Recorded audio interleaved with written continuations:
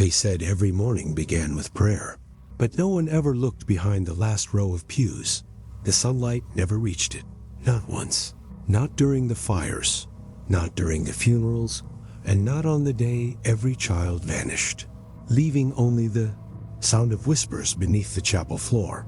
The air hangs still, heavy with a faint salt-sweet scent drifting from the nearby coast in the distance. The silhouette of a structure begins to take form, black spires rising against a slate-colored sky. At first glance, it looks like any other chapel built in that age, but the closer the view draws, the more the lines seem wrong. The building looms at the edge of the Dover countryside. It stands where no village had ever taken root, on a patch of ground farmers avoided even before the first stone was set. In 1893, the Blessed Mary's Orphanage was completed, its main chapel towering above the rest of the grounds. The parish had said it was a place for the forgotten, for the children no one claimed, a sanctuary raised in good faith, far from the noise of the growing city. But from the day the foundation was poured, something felt off. The land was soft, waterlogged in winter, prone to mist. Year-round workmen said their boots sank deeper there than anywhere else along the hillside. As if the soil hadn't settled, some whispered that the ground had been borrowed, taken, they claimed, from a plot that had never been meant to hold stone. Those rumors didn't fade when the building was finished. If anything, they grew louder. The chapel itself was designed with soaring, vaulted ceilings and windows stretching nearly 20 feet high. The architect had boasted that, no matter the season, natural light would flood the nave. He said the place would feel like the heavens themselves had opened to welcome the children, and, for the most part, he was right.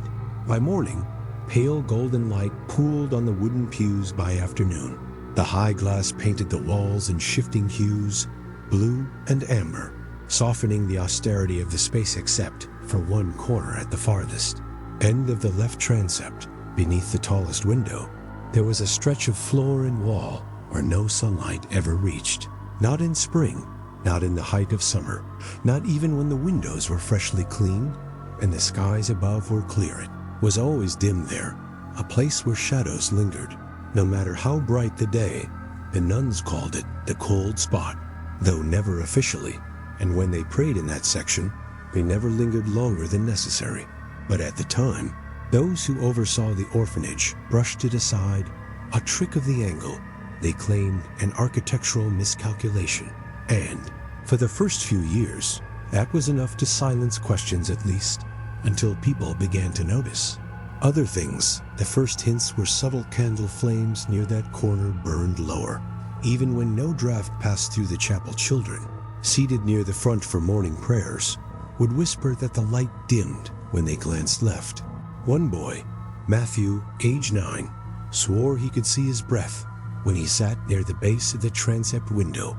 Even in midsummer, the sisters told him not to talk about it. They told all the children that, but the nuns themselves began moving the younger ones to other seats quietly. Without explanation, the locals who came to Sunday services, mostly farmers from neighboring hamlets, noticed the shift too. They saw how, in every sermon, the congregation leaned unconsciously away from that section, how no one placed their hand on the wall there, despite the smooth coolness of the carved stone, and how, if one stood very still, there was a faint hum beneath the floor, a vibration too subtle to be heard, only felt through the soles of the feet. But still, the parish carried on, the chapel filled with children. Songs rose to the rafters, prayers echoed, and life went on until one evening, in late October of 1894, the caretaker noticed something unusual at dusk. He had climbed the spiral stairs to shutter the high windows before the incoming storm. The sky was streaked orange, casting long dramatic shadows through the nave. But as he looked down, he saw that the left transept, the same cold spot everyone avoided, remained untouched by the fading glow. It was as if that corner had its own twilight. Separate from the rest of the room, he stood there, watching the wind rattle the shutters. And just for a moment, he thought he heard something rise from below. Not voices, not movement, just a sound low drawn out, like the deep, dragging creak of wood settling in a wet foundation. But when he bent to listen closer, it stopped. The next morning, he mentioned it to Sister Agnes, the eldest nun on staff. She didn't flinch. She simply told him, "Do not linger near that window after sundown." She never explained why. Over time, the whispers grew darker. A merchant from Dover claimed the land beneath the chapel had once been part of a burial plot, not a churchyard, but a pauper's grave, unmarked and largely forgotten after a flood washed away the original markers decades earlier.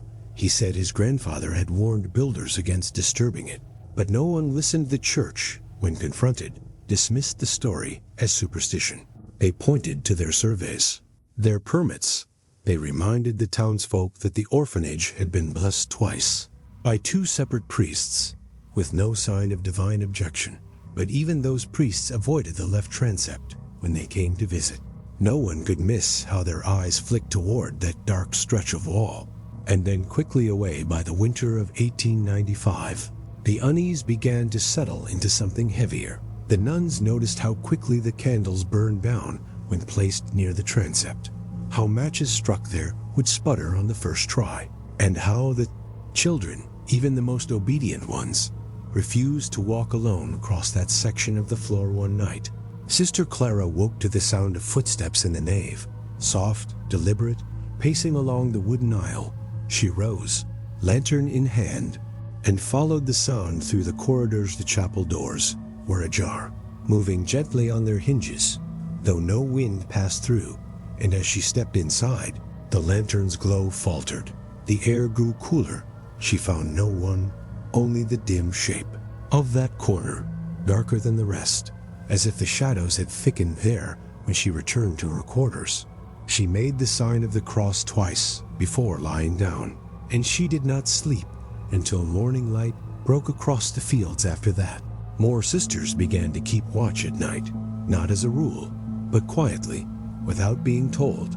They took turns sitting, awake, rosaries in hand, listening for the faint sound of footsteps or distant hum beneath the chapel floor.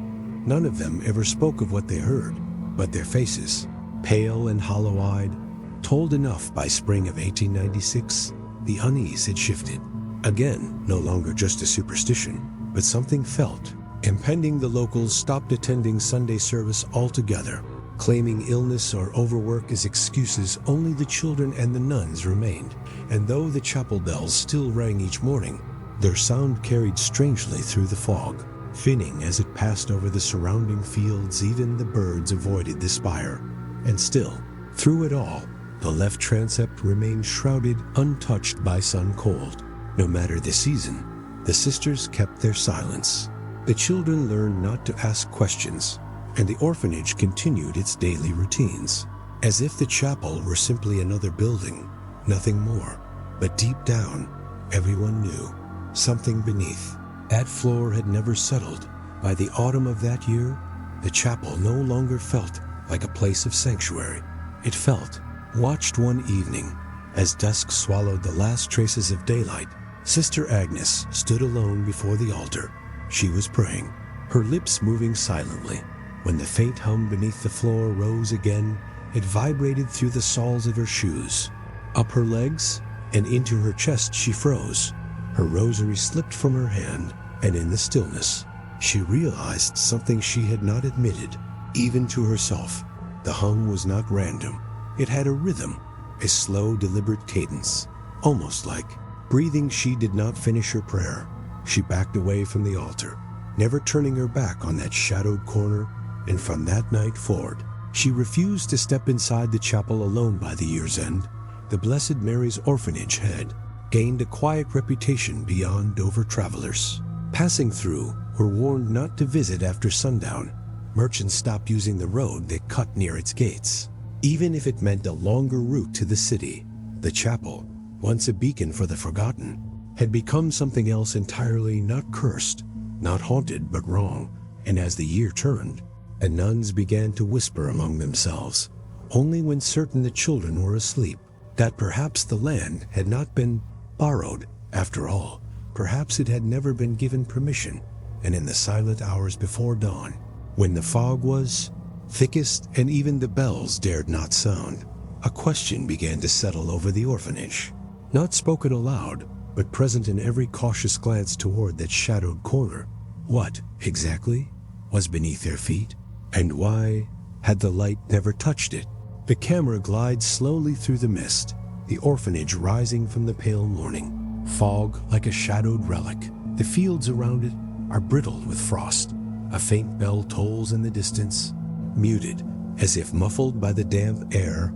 And then, through the fog, figures appear, small shapes, led by taller ones in black veils, their silhouettes bending against the cold. It was the first morning the children were brought inside, the first to call the orphanage their home. The year was still 1893. The wood of the chapel was new, still holding the faint scent of fresh pine, but already it felt heavy. The sisters led them through the arched doors. 16 children in all, their ages ranging from 5 to 12. Some clung to what little they owned, a stitched doll, a cloth satchel, a coat one size too small. Others walked with empty hands, their faces pale, already accustomed to absence.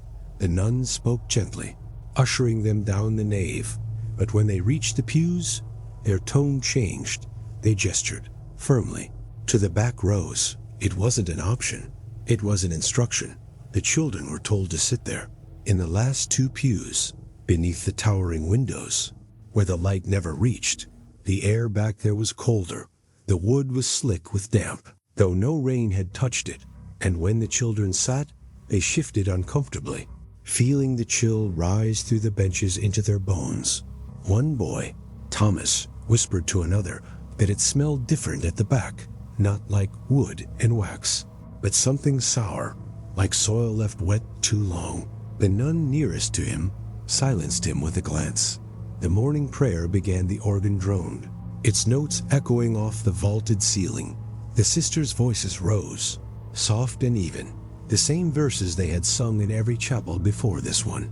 But the children's voices, higher, thinner, trembled when they joined. Some could not keep the tune, not because they did not know the words, but because they were listening to something else. Started with 2 girls near the far end of the last pew.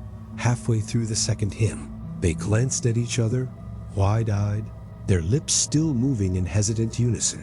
One girl, Elsie, dropped her voice entirely. She stared at the floor, pale, gripping the edge of the bench until her knuckles whitened. After the hymn ended, she told the boy beside her, barely above a whisper, that she had heard another voice. Not from the sisters, not from the children, but from somewhere behind them. The boy, James, frowned. He told her the pews were the last row. There was nothing behind them but the wall. But Elsie shook her head. She said she heard it again during the final refrain, low, faint, as if it was singing just behind her ear. The sisters did not acknowledge it. They moved briskly to the next prayer, their voices steady. The organ swelled again, masking the unease.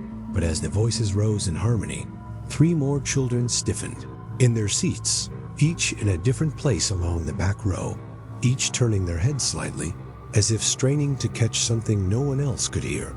After the service ended, the children were led to breakfast. The smell of porridge filled the dining hall, faint comfort against the chill that clung to their clothes. Yet several of them remained silent, picking at their bowls, still glancing toward the chapel doors as if expecting someone to follow. One of the younger boys, Peter, finally spoke to Sister Clara as she passed. He told her, simply, "There's someone in the wall." She stopped, kneeling to meet his eyes. Her voice was calm, deliberate. "There is no one in the wall, Peter. It's just the echoes. The chapel is large. That's all." But her hand lingered on his shoulder, a moment too long before she stood that night. When the sisters gathered for their own prayers, Clara mentioned what he said. Her voice was quiet. Careful Sister Agnes listened, eyes closed, fingers moving slowly over her rosary beads. When Clara finished, Agnes did not speak for several seconds. Then she said, "Do not move them from the back pews. They must grow accustomed." And with that, the matter was ended. The next morning, the children returned to the same seats. The frost outside had thickened overnight.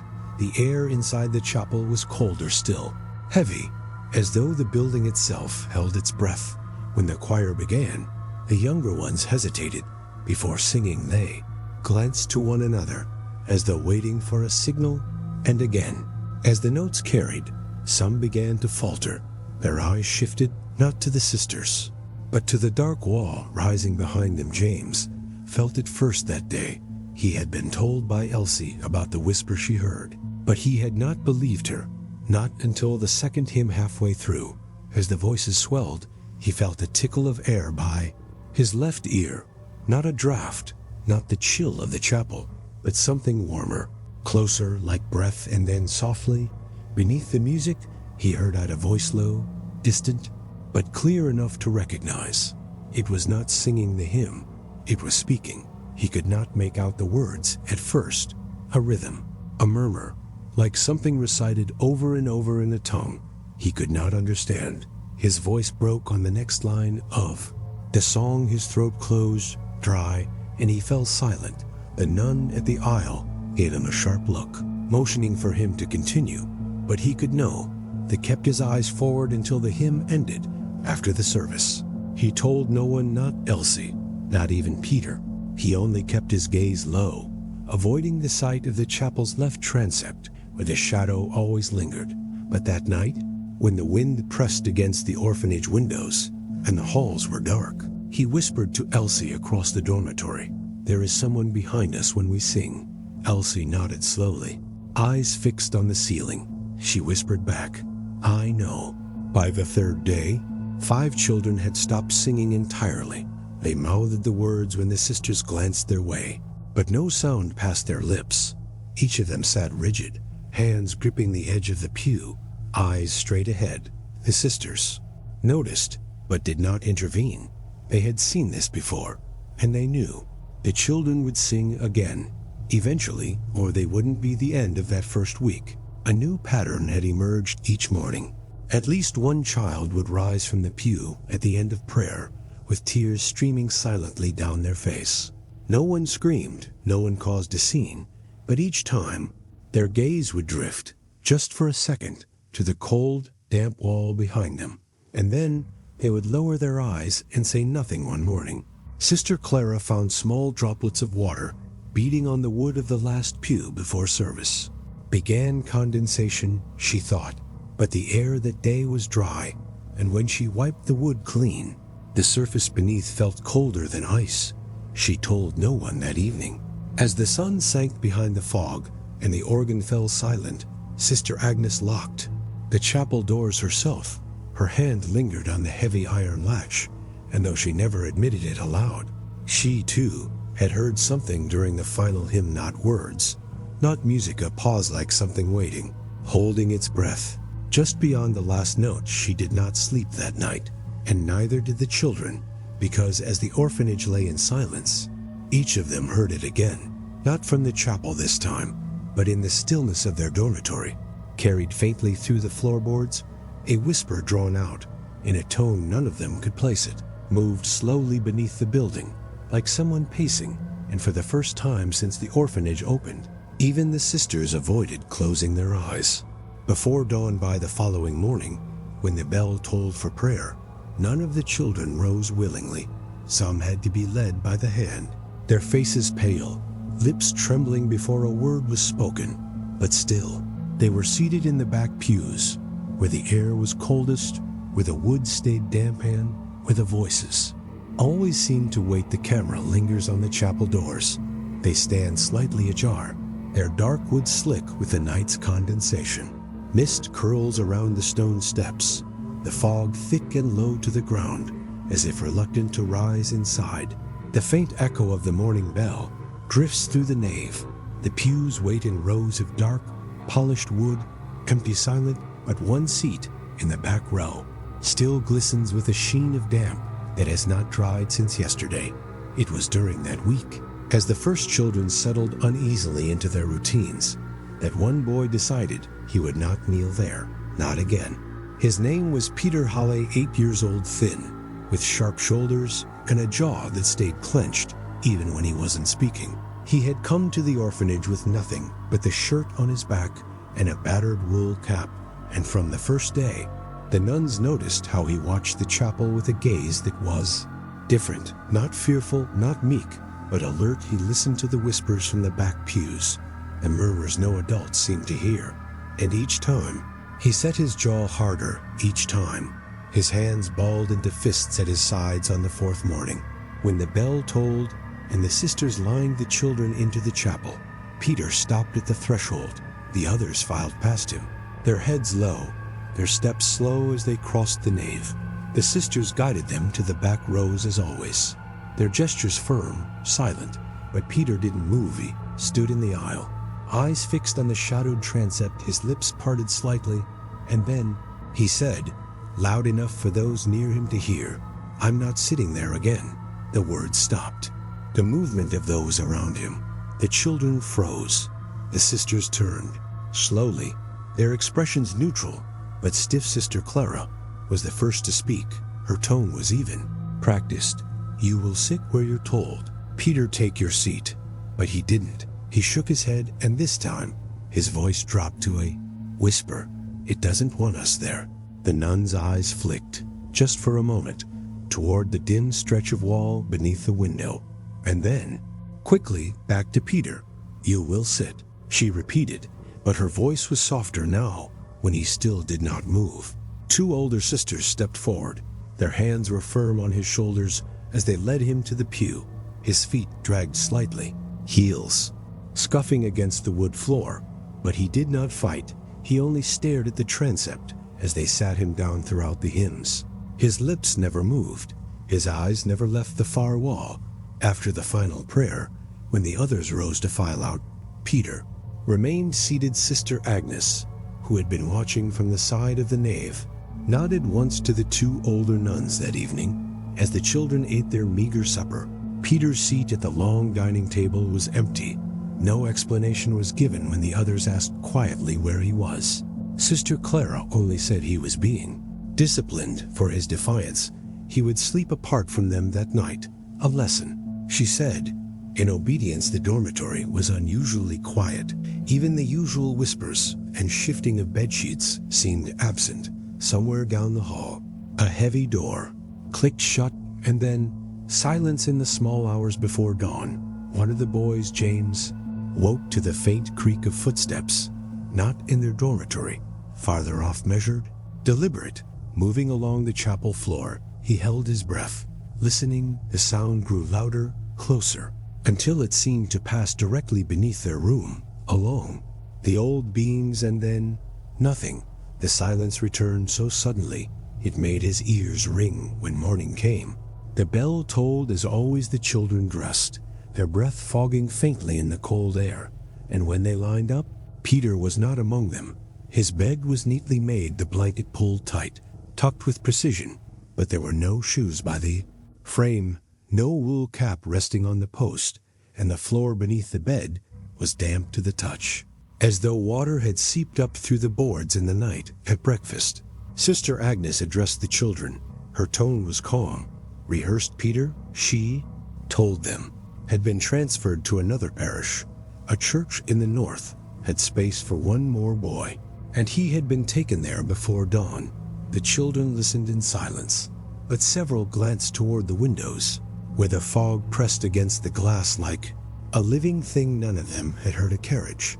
None of them had seen a visitor, and none could understand how a transfer could happen in the dead of night without the usual papers, the usual preparations. James asked quietly if Peter would come back to say goodbye.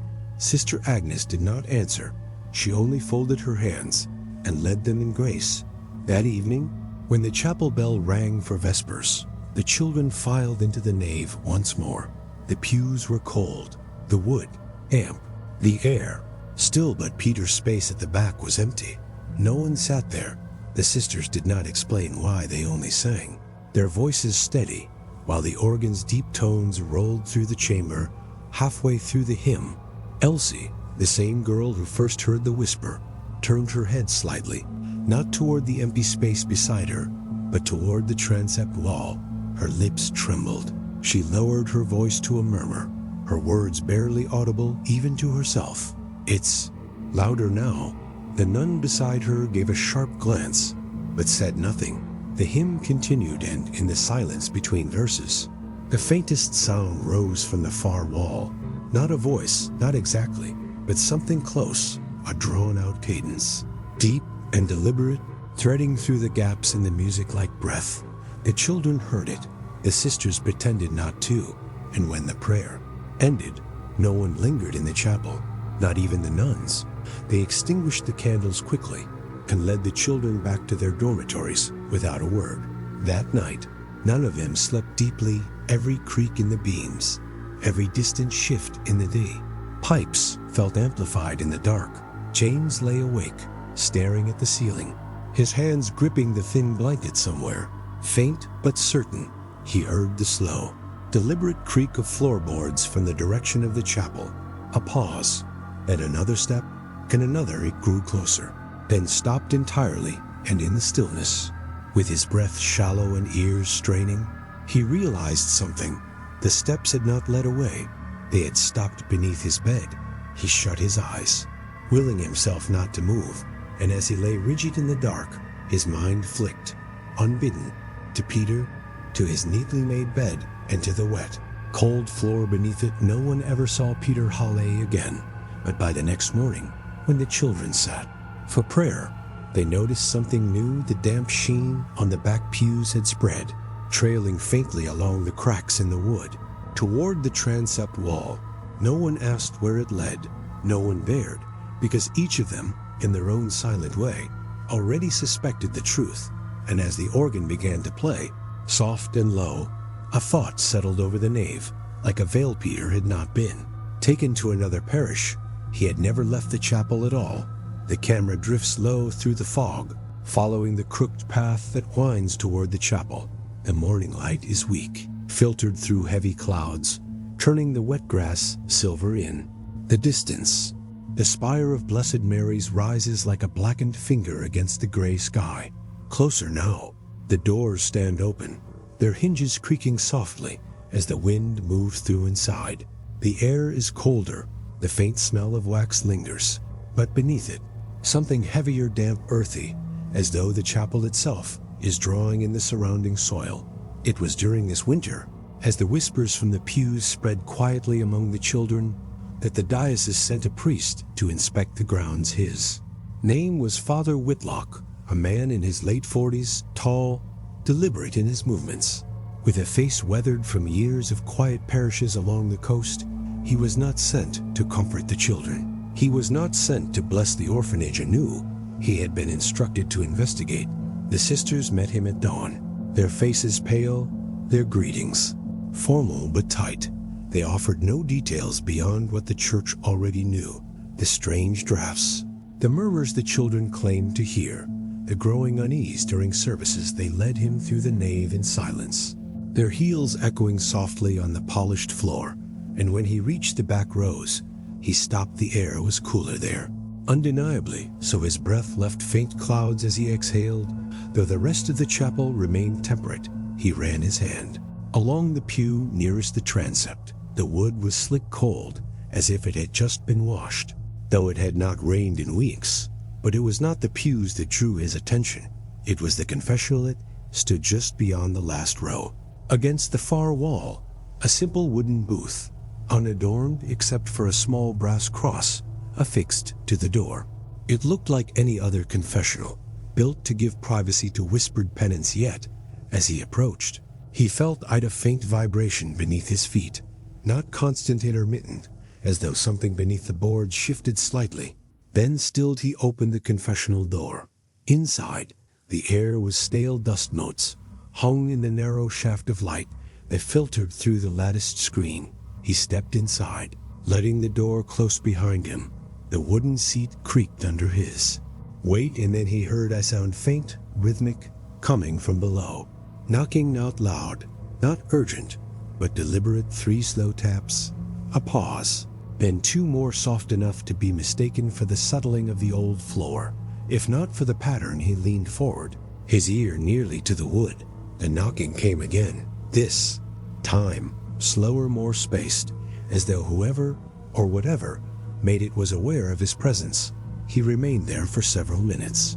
Unmoving, the only sound was the occasional tap, followed by the faint, almost imperceptible hum of the building itself. When he emerged, his expression had changed. The calm, methodical composure he carried into the chapel had been replaced by something tighter.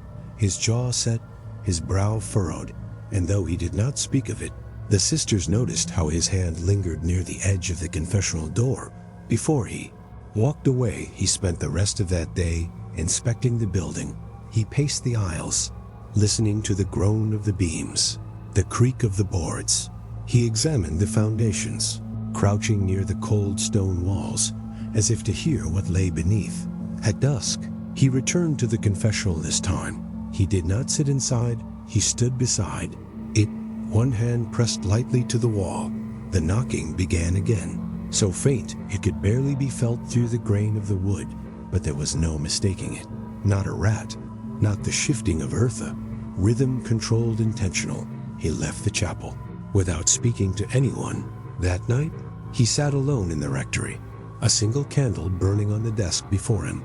His notes, written in small, tight script, filled a single page. He did not describe what he heard. He did not attempt to explain either, only wrote 4 words: "Stop digging. Stop now." The next morning, he handed the note to Sister Agnes without ceremony. His face betrayed nothing, but his voice, low and firm, carried an edge the nuns had not heard before then. Without breakfast, without farewell, he left the orphanage. He was reassigned the following week to a parish inland, far from Dover, far from the marsh and the fog. He never returned.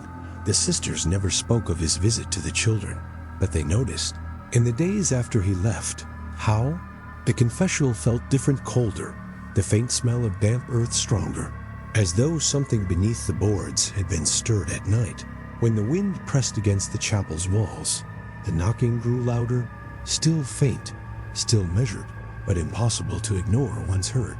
The children, lying awake in their dormitories, began to count the patterns. 3 knocks, a pause, 2 knocks, a pause, over and over, until sleep finally overtook them, if it did at all. And though none of them understood the meaning, they all knew instinctively that it wasn't random. It was trying to say something. On the 7th night, the knocking stopped entirely. The silence that followed was worse, heavy pressing, as though the building itself were holding its breath. Sister Clara, unable to sleep, crept into the chapel near midnight.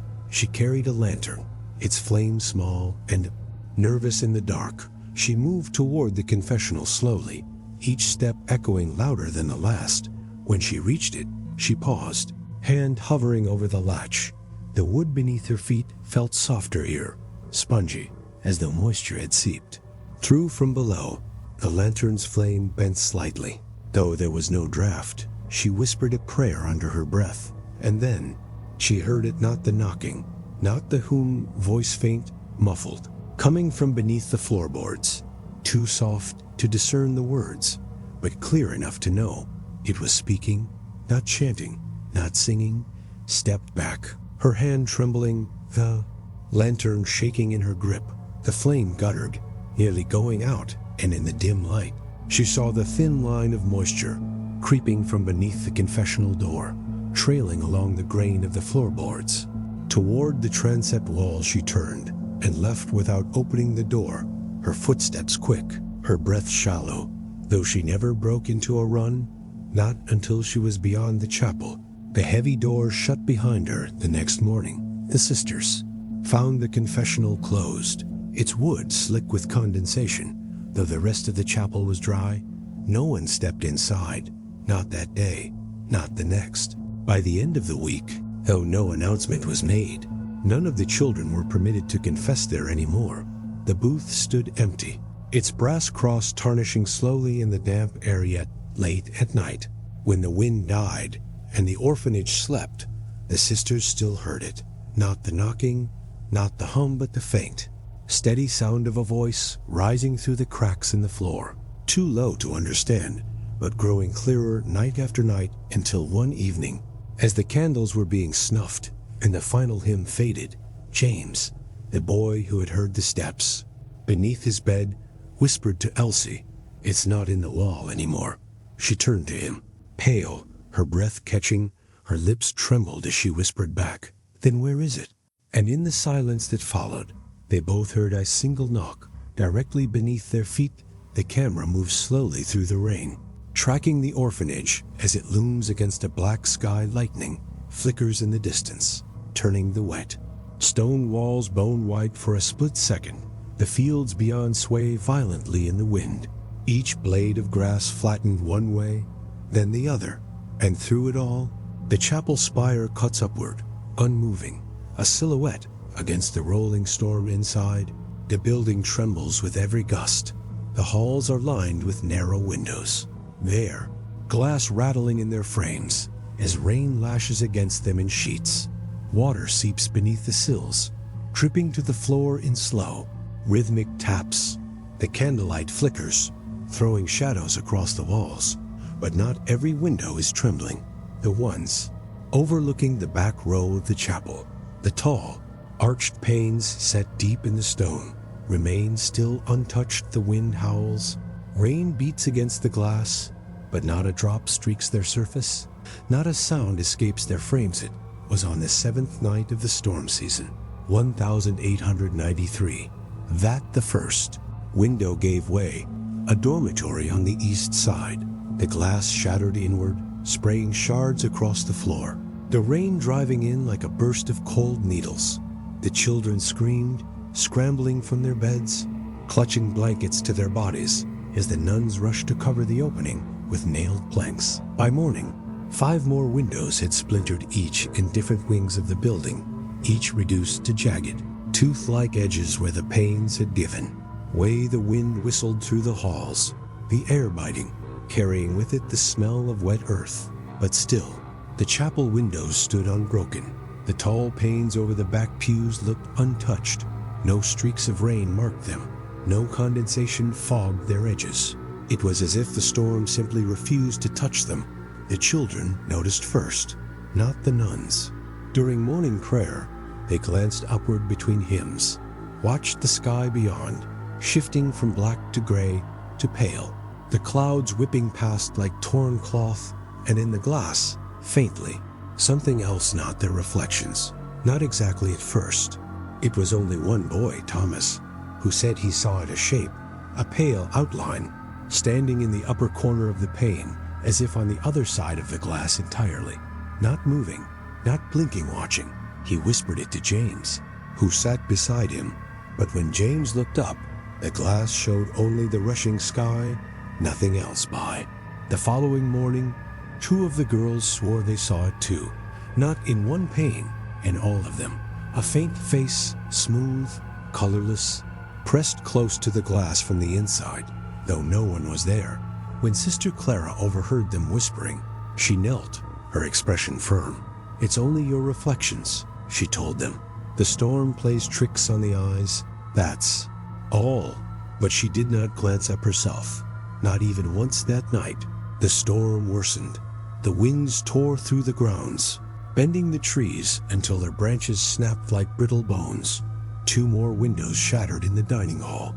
The sisters worked through the night, boarding each one as the rain poured in and the cold seeped through the walls. Still, the chapel windows did not so much as rattle. The air beneath them remained dry, even as water pooled in the aisles from leaks in the roof. The glass above the back pews stayed clear, pristine, as though sealed off from the storm entirely. By now, every child had seen something in them, a pale form, sometimes just a smudge, a shape, a suggestion of eyes in the corner, other times distinct a face, pressed to the glass, as if leaning close to see. The younger ones began to cry during hymns, their voices trembling, not from the cold, not from hunger, but from the way the glass seemed to follow them. No matter where they sat, the faces appeared behind the panes, just above their line of sight. One boy, Henry, refused to look up at all. He kept his eyes fixed on the open hymnal, hands shaking as he mouthed the words. When James nudged him, whispering, he only muttered, It's not just outside, it's inside the glass. When the nuns asked him to explain, he fell silent. His lips tightened, and he did not speak again until prayer was over on the 10th night. Of the storm, the winds reached their worst. The building groaned under the pressure, its timbers creaking like old ships at sea. Rain hammered the walls so hard it drowned out the organ. The sound a steady roar in every hall, every window in the hall. East wing shattered in a single hour. The sisters moved the children into the central dormitory, boarding the broken frames as quickly as they could. But when they passed the chapel, each of them slowed. The tall windows stood there, clear and calm, reflecting none of the chaos around them. The glass seemed thicker somehow, darker at the edges, as if it belonged to a different building entirely. James, clutching his blanket, glanced up as they passed and froze there. In the second pane from the left, a face leaned against the inside, pale, expressionless, its eyes fixed directly on him, unblinking, though the chapel itself was empty and locked. He stumbled backward, his breath catching. The nun behind him steadied him by the shoulders, whispering for him to keep moving. When he tried to speak, no words came out. By morning, the storm broke, the winds slowed, the rain thinned to a cold drizzle. The fields outside were flooded, the earth soft, the trees stripped of leaves. The sisters surveyed the damage. Every wing of the orphanage bore splintered windows, shattered glass littering the floors like frost. The air was damp, frigid, the walls slick with condensation except for the chapel. Windows over the back pews gleamed in the pale light. Not a crack marred their surface, not a drop of water marked their frames, as if the storm had passed around them entirely. But when Sister Clara approached one to inspect it, she stopped just short of touching the glass.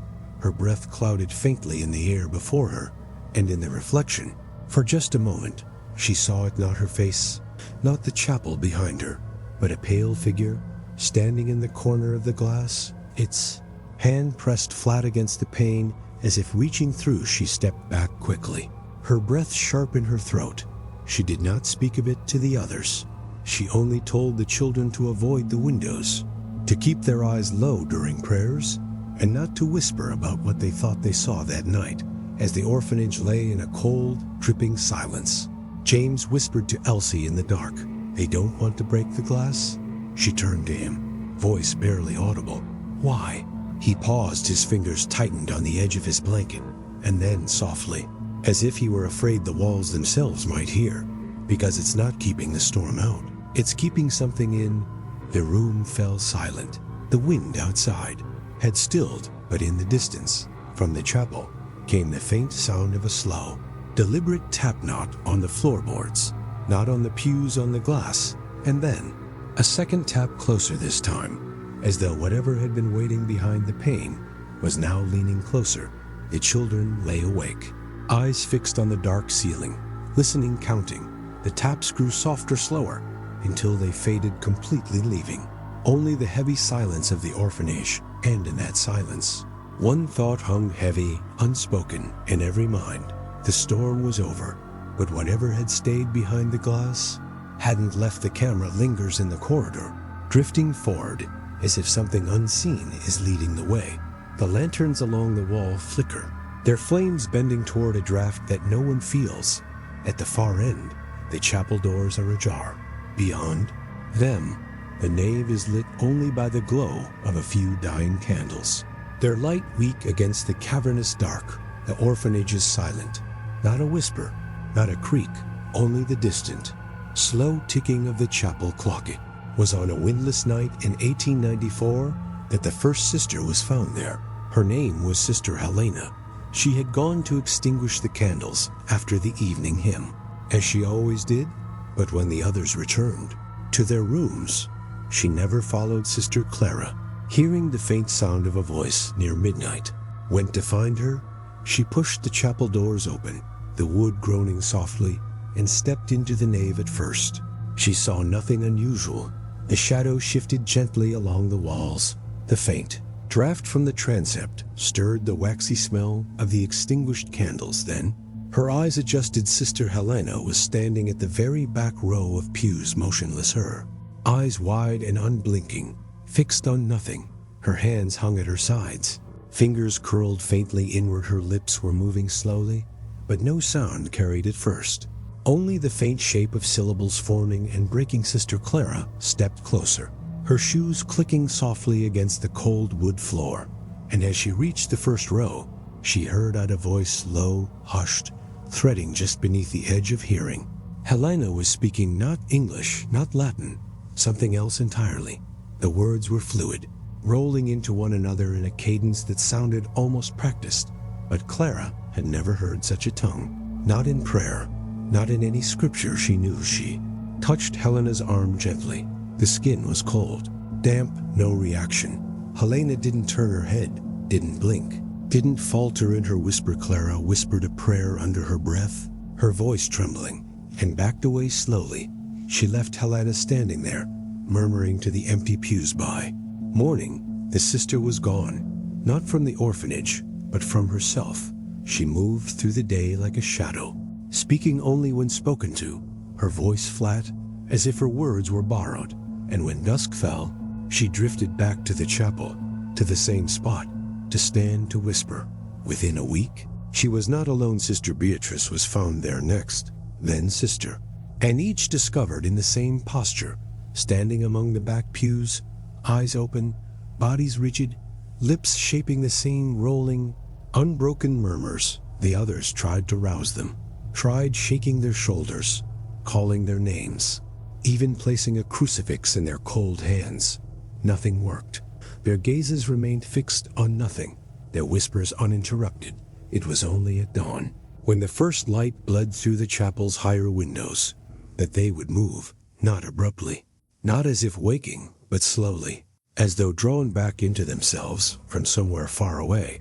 They never spoke of where they had been, never explained the murmurs, the words, the stillness, and by the next night, they were there again.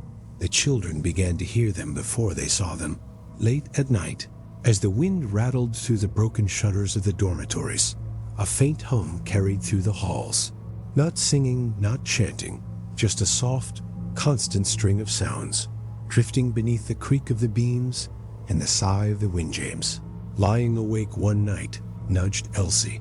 "Listen," he whispered through the silence. Faint but clear came the overlapping murmurs of voices, low measured, rising and falling together like a tide. "They don't sleep anymore." Elsie whispered back. Her eyes stayed fixed on the ceiling. "If you go near, they stop, but they don't look at you. Not like they know you're there." The next evening, Henry, the boy who refused to look at the chapel windows, crept close enough to see. He stood in the corridor, just outside the open doors, his breath shallow inside. 5 sisters now stood. In the back rows, their habits were still, their lips moved in unison, shaping those same alien syllables. He counted the words, trying to catch any pattern, but there were none, only a rolling, seamless stream, as though each voice was a fragment of something larger. And then, one of them turned not her head, not her eyes, just her hand. It rose slowly, fingers trembling, and pointed to the floor beside her feet. The others didn't pause in their whispers. The murmurs continued, unbroken, as her hand hovered there, indicating the cold wood. Henry backed away before she could lower it. He didn't tell the others what he'd seen, only that they should not enter the chapel after dark. The sisters continued their vigils, night after night, always in the same place, always murmuring the same unrecognizable tongue. And as the weeks passed, their numbers grew. By late February, nearly half the convent could be found there after dusk, standing in rigid rows like statues, eyes open, hands limp, voices threading together in that same ceaseless, foreign prayer. The remaining sisters began, locking their doors at night. They whispered among themselves, too fearful to confront their entranced peers, too uncertain to report it to the diocese, because the priest who had come before, Father Whitlock, had left so abruptly, and his only note still sat, folded and worn, on Sister Agnes's desk. "Stop digging, stop now." But the sound of voices in the dark only deepened, and the children, huddled in their beds, began to hear something new between the murmurs. A gap, a pause, a single breath drawn low and deep, echoing beneath all of it. Not the sisters, not the wind, something else, deep within the wood and stone, as if the chapel itself were listening, waiting one night. As the murmurs swelled, James crept to the corridor with Elsie. They peered through the cracked doors. 9 sisters stood there now, their voices weaving together in a sound that didn't resemble prayer anymore. The words bent, twisting upward in pitch, almost shrill, before plunging back into a low hum, and then, all at once, the voices stopped. The silence that followed was absolute. The sisters stood frozen, eyes fixed forward, their lips still slightly parted. James's breath caught in his throat. Beside him, Elsie's fingers dug into his sleeve. Neither dared to move in that silence. From somewhere beneath the floorboards, a sound rose, not a knock, not a hum, but a slow, deliberate inhalation, like something drawing breath after a long sleep. The sisters, still unmoving, all turned their heads at once toward the confessional there, eyes wide and empty, fixed on the wooden booth against the far wall. And then, in perfect unison, they spoke, not whispered, not murmured, spoke just 3 words, in a tongue the children didn't know. The sound was sharp, cold, final, and whatever it meant, James knew, instinctively, without reason, that it was not a prayer. He pulled Elsie back. Heart hammering, the doors creaked as they shut, muffling the voices within. But as they turned to run, the sound followed them, soft rolling, not from the chapel anymore, from the walls themselves. Snow drifts past the tall chapel windows, catching the pale moonlight as it falls. The wind outside is low, muffled, its whistle faint against the heavy stone walls inside. The nave is dimly lit by a row of candles, their flames bowing slightly in a draught. No one feels the floorboards creak softly beneath the shifting feet of the children as they settle into their places. It is late winter, 1894. The night mass begins as it always has. The organ hums a low, trembling note. The sisters stand near the altar, heads bowed, their faces hidden by the low hoods of their habits. The children kneel in rows, their breath visible in the cold air, their voices weak as they join the opening hymn. The wind rattles faintly against the windows. Somewhere far off, a branch cracks in the frozen dark, but inside, the sound is contained, hushed, as if the building itself is holding its breath. The hymn fades. The sisters lower their voices, chanting softly. A priest, a frail man with trembling hands, raises the chalice, and then, without warning, the doors slam shut. The sound is sudden, sharp wood striking wood with such force, the candles shiver, their flames dipping nearly to nothing before flaring back to life. Every head turns. The iron handles rattle as one of the older boys, seated near the aisle, rises and tries to open them. They do not move. Another boy joins him. They pull together, bracing their feet against the boards. The doors do not yield, not an inch. Priest stops mid-prayer. His gaze lingers on the doors, then shifts slowly to the sisters by the altar. None of them move. None speak. Their heads remain bowed, hands clasped tightly, as though the slamming of the doors had not happened at all. The wind outside is gone. The sound of the storm has vanished. The only noise is the faint scrape of the boys' shoes against the floor as they strain against the unmoving doors. Then, candles dim, not extinguished, not flickering, but dimmed all at once, their light sinking to a dull, amber glow that barely touches the pews. The far walls blur in shadow. The ceiling disappears into the dark. Above and from somewhere below, a sound begins at first. It is faint, a soft drag, like cloth being pulled across wood, slow measured. It travels beneath the pews, one row at a time. The children freeze, their breaths grow shallow, short, sharp in the cold. The sound moves again, closer, now scraping gently along the underside of the floor. But something wasn't right. The scraping is not steady. It pauses, stops beneath one row, then another, as though whatever is moving below is listening, counting. The priest lowers the chalice. His lips part, but no words come. He looks toward the sisters again. Their heads remain bowed. One of them sways faintly, as if her knees might give way. But she does not raise her eyes. A child whimpers. The sound is small, but it echoes far too loudly in the dim. Navin, that's when he heard it, not just scraping, now a shift. The boards beneath the back row flex ever so slightly, bending inward, though no weight rests on them from above. The sound beneath deepens. Wood, then something softer, like soil being pushed aside. James grips the edge of his pew, his knuckles white. He can feel the faint vibration rising through. The bench, he glances toward Elsie beside him. Her eyes are wide, fixed on the floor, as though she can see what is moving beneath it. And the first pew disappears. It does not break. It does not splinter. The floor around, it does not give way. The pew and the children seated on it simply sink silent, as if the boards themselves part to let them through. In the dim light, there is no sound beyond a faint, wet shift, like earth closing in. The other children scream. The priest staggers backward, dropping the chalice, its contents spilling dark across the wood. The sisters do not move. Another pew sinks, then another. Each row vanishes into the floor. The children's cries cut short as the wood closes over them without a seam. No gap remains, only the empty space where the pews had been. By the time the fourth row is gone, the candles have dimmed to near darkness. Only the faint, cold outline of the windows gives any shape to the chapel at all. And then, just as suddenly as it began, the sound stops. The scraping, the shifting, the bending of the boards, all gone. The doors swing open. No wind rushes in. No storm waits outside.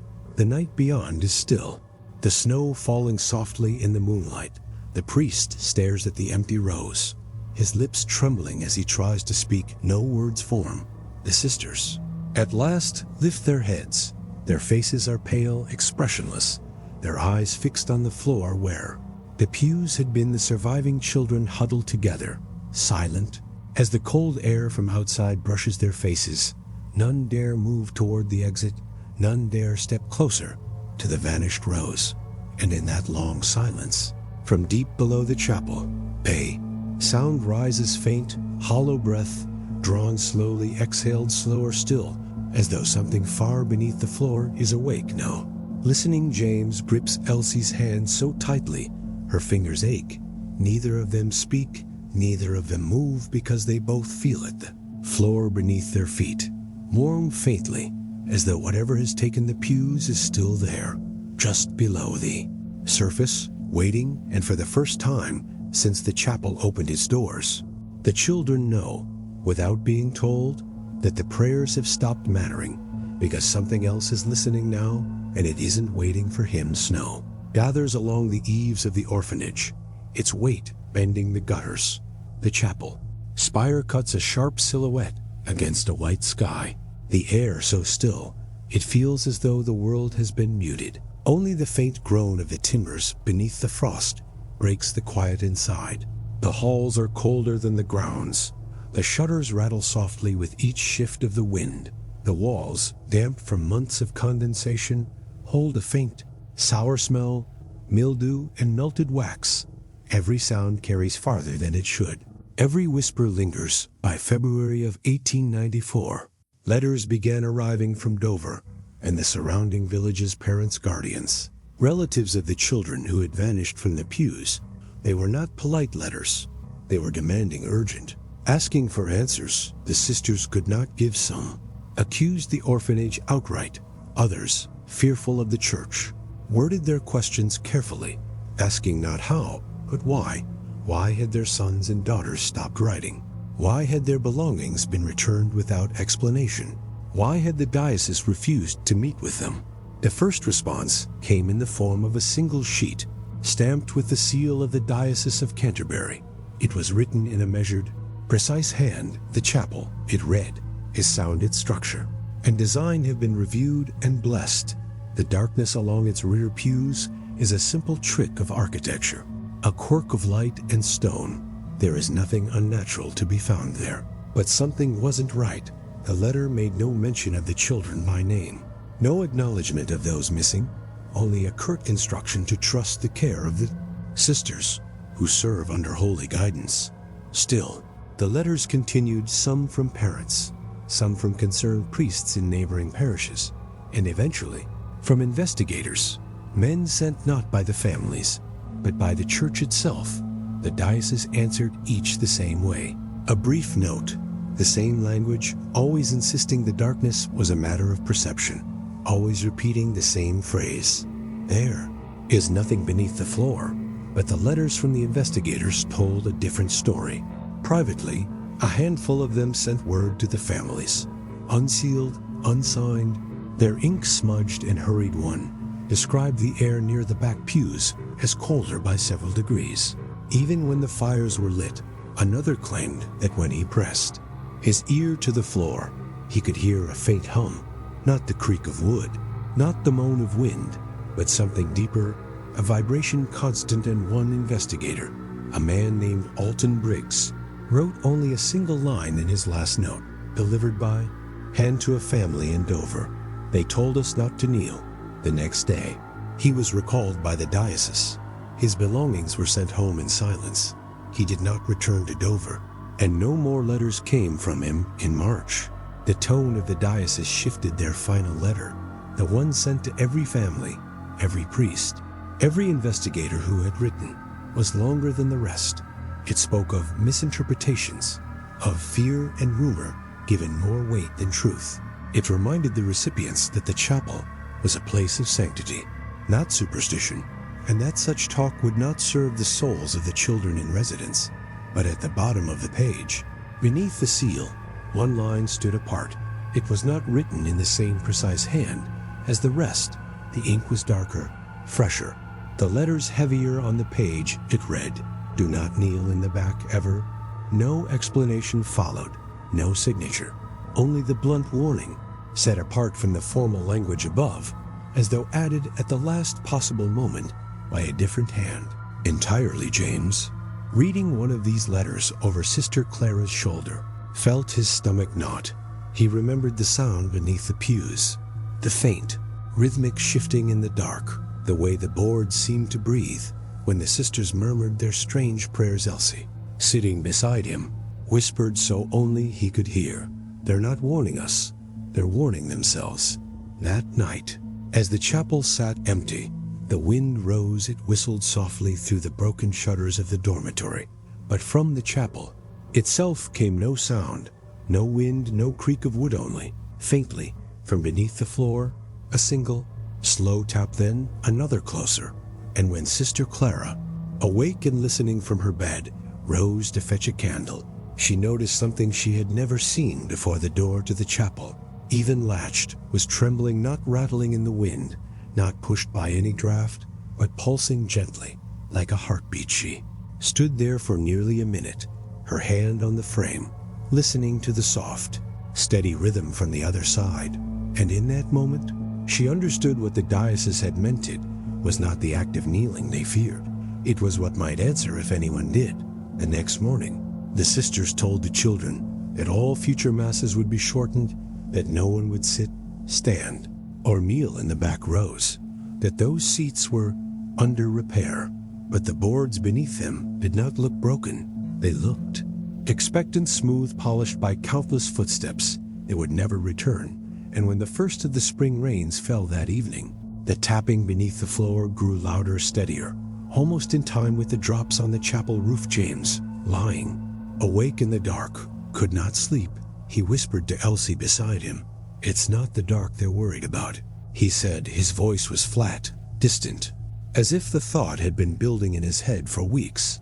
"It's what's listening in it." Elsie didn't reply, because from somewhere below their beds, faint but clear, came the sound of that same slow, deliberate rhythm. Not tapping, not breathing, counting. The sky above Dover is the color of coal, streaked with a faint, restless glow. Wind sweeps across the fields, driving sparks from the distant ruins like fireflies caught in a storm.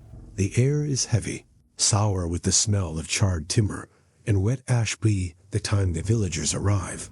Orphanage is gone. Its stone walls, once white and sharp against the moors, stand as hollow frames. Every wooden beam, every shuttered window, every door and floorboard has burned. The air is warm, rising in faint, ghostly waves off the blackened ground, and yet, in the distance, the chapel stands. Its spire still cuts the same jagged line into the dark sky. Its walls, though scorched, are whole. The heavy doors remain, their iron fittings blackened, but unbroken. Even the tall windows, some cracked, still hold their leaded glass. Only the back row is different. The pews near the far wall are burned through, their wood scorched black, every inch of them charred, but there is no ash, no splintered remains, no brittle edges where the fire ate through. The floor beneath them is blackened smooth, as if polished, but it does not crumble when touched. No soot comes away on the fingers. It is as though the row has been burned not by flame, but by something colder, something that did not consume, but erased. The villagers do not linger near that end of the chapel. They cluster near the altar, murmuring prayers, their eyes flicking to the rear whenever the wind slides through the broken windows. Every draft moves through the chapel differently. It lingers in that back corner, bending the candle flames inward, as though the air itself sinks. When the magistrate arrives at dawn, he asks for the bodies. There are none, not among the orphanage ruins, not among the scorched remains of the dormitories, not even here, where the last mass had been held the night before the fire. Dozens of children, every sister gone, not a bone, not a scrap of cloth, not even the smallest trace in the ash. But something wasn't right. Chapel floor tells a different story near the center aisle. The soot is faint, gray, soft beneath the boot, but closer to the back row, it changes. It hardens. The blackened wood is cold, almost damp, as if whatever burned there had left the heat elsewhere. The magistrate kneels, running his hand along the smooth, charred boards. He presses lightly. The wood holds firm beneath his touch, but for a moment, just a moment, he feels something beneath it, a faint vibration like the hum of a distant, unseen wheel. He pulls his hand back quickly, muttering a prayer under his breath. The villagers watch him in silence, their eyes wide, their faces pale from more than the cold, and that's when he heard a sound. Deep beneath the chapel, not the creak of settling beams, not the groan of stone shifting under its own weight, but a slow, deliberate scrape, as though something is adjusting. Far below, the magistrate stands abruptly. He tells the men to seal the doors, to bar them and leave the chapel untouched. No one argues. They leave their candles where they stand, their light bending toward the rear pews. As the last villager steps outside, the doors are locked, the key is handed to the constable, and the building is abandoned for days. Smoke rises from the orphanage ruins. The smell of wet ash clings to the moor, and every night, the few who remain near the grounds swear they can see a faint, orange glow flicker behind the chapel's high windows. But when they draw closer, there is no light, only the dim gleam of the moon against the glass. By the end of the month, the magistrate orders the ruins razed. The land is to be cleared, salted, and left to grow wild. No rebuilding, no memorial. The parish records are sealed. The families offered coin and silence, but the chapel remains. Its walls endure every hammer, every chisel, every fire set to bring it down. Only the back row remains changed, burned black, untouched by ash, the boards hard as stone beneath the soot. When the final workman leaves, he lingers at the threshold, glancing once more toward that far corner.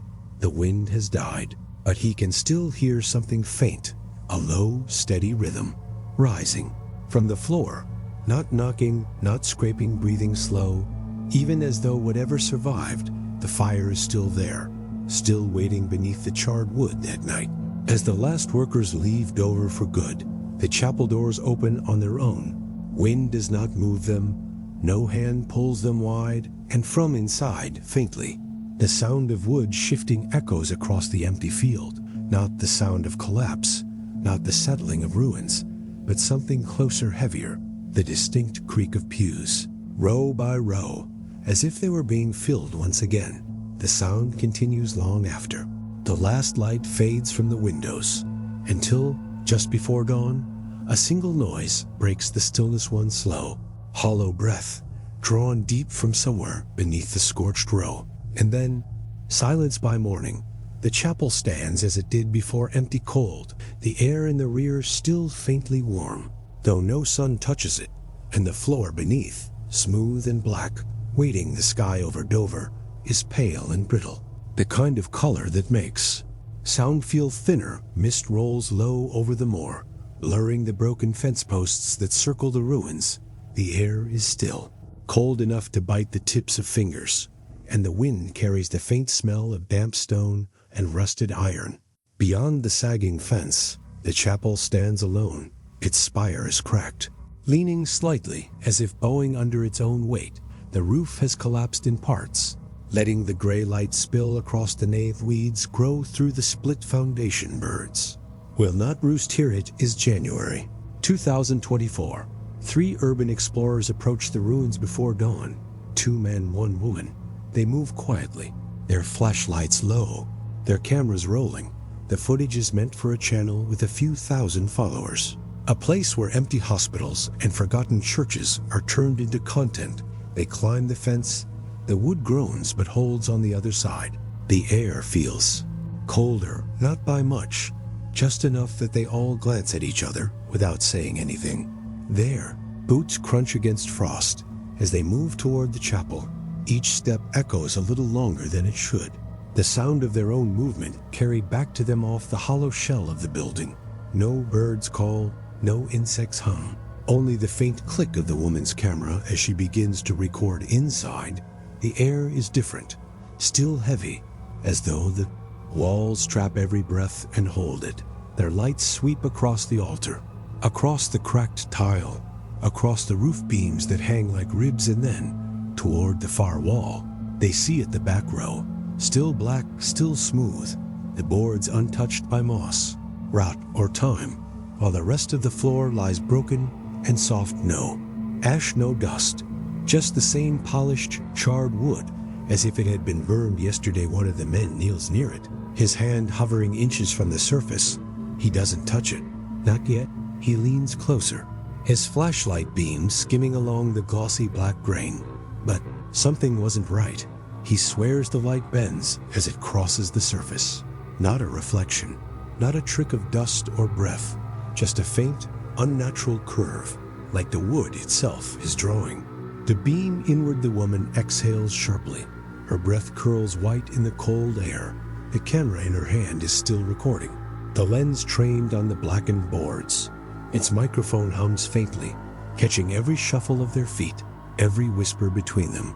That's when he heard a sound, not from above, not from the wind or the shifting beams, but from beneath the pew. A voice, soft, high, not words at first, just the faint, tuneless hum of a child. The man freezes. The others glance at him, then crouch, their ears tilting toward the blackened floor. The sound grows clearer. Not one voice, several children. Their tones are light, almost melodic, as though singing, though the words are wrong. Not Latin, not English, something older, or perhaps something invented. The melody is slow, circling itself, never reaching a clear end. The explorers exchange a glance. None of them speak. The camera keeps rolling. The red light on its side pulses faintly in the dark, and the voices shift. The melody stops. The tones flatten. The words become clearer. Still not a language they know. But now the rhythm is deliberate, measured like a chant. The woman's hand shakes as she steadies the camera. Her breath grows faster, fogging the lens for a moment. The voices below do not change. They continue, steady and soft, as if unaware of their listeners. And then, beneath the chant, another sound rises, a low, hollow creak, wood moving slowly, as though weight has settled. On it, the blackened boards flex, just slightly. Though no hand or foot presses them, it is almost imperceptible. But the explorers see it, and none of them breathe. The voices grow faint, not gone, just receding, as though whoever is singing is walking away, further beneath the floor. Their steps unheard, but their song trailing behind. The woman lowers her camera. Her hand hovers over the black wood for a moment. She does not touch it. She only leans close, her ear near the surface. Listening silence for a full 5 seconds. No voices, no creaks, only the faint hum of the cold air in the chapel. And then, so softly, it is almost lost to the static of the microphone. A whisper comes. The pew is waiting. The words are in English, clear, close, as though spoken directly into her ear. From just below the boards, she stumbles backward, her boot striking loose tile. The sound cracks like a gunshot in the silence. The men grab her arms, pulling her toward the door. None of them look back. Their cameras keep running as they flee. The footage captures the last moments inside the chapel.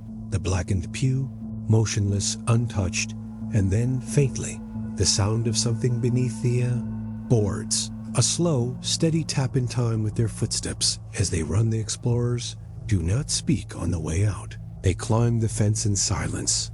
Their breaths come ragged, their flashlights trembling, and behind them, from inside the chapel, the sound of children's voices begins again. No melody this time, no chant, only the soft, rhythmic hum of something counting hours later.